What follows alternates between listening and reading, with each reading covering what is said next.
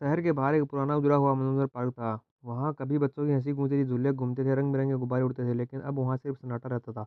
लोग कहते थे सूरज ढलने के बाद उस पार्क में मत जाना, वहाँ काले दांत वाला जोकर रहता है। कोई नहीं जानता था कि ये अफवाह है या सच्चाई। रवि और उसके दो दोस्त मोनू और पिंकी स्कूल से लौटते वक्त उसी पार्क के पास रुके। मोनू ने हंसते हुए कहा, चलो यार देखते हैं, भूत वूत कुछ नहीं होते।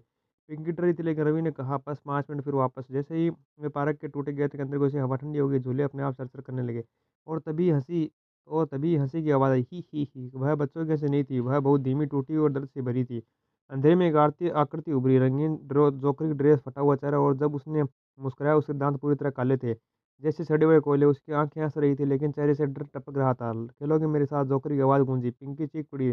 तीनों भागने लगे, लेकिन रास्ता गायब हो चुका था। जोकर ताली बजाने लगा। हर ताली पर पार्क बदल जाता, झूले कब्र बन जाते, गुब्बारे आंखों में बदल जाते, और दीवारों और बच्चे के हाथों के निशान उभर जाते। जो हंसेगा वो बचेगा, जोकर बोला। लेकिन डर में कौन हंसता है? मनु रोने लगा।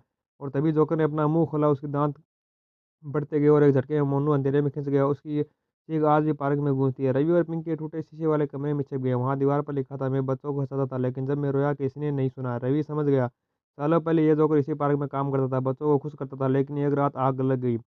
बच्चे बच गए, जोकर जल गया। मरते वक्त उसके दांत जलकर काले हो गए थे, और उसकी हंसी उसकी आत्मा में कैद हो गई। जोकर फिर सामने आ गया, इस बार बहुत पास। हंसो, उसने कहा। रवि ने कांपते हुए कहा, मुझे अफसोस है। उसने डर के बावजूद हल्की सी मुस्कान दी, दया की, डर की, सच्चाई की। जोकर रुक गया, उसकी आंखों से काला आंसू गिर गया, दांत धीरे धीरे गायब होने लगे, पार्क हिलने लगा, एक तेज चीख, और सब शांत। रवि और पिंकी बाहर गिर पड़े।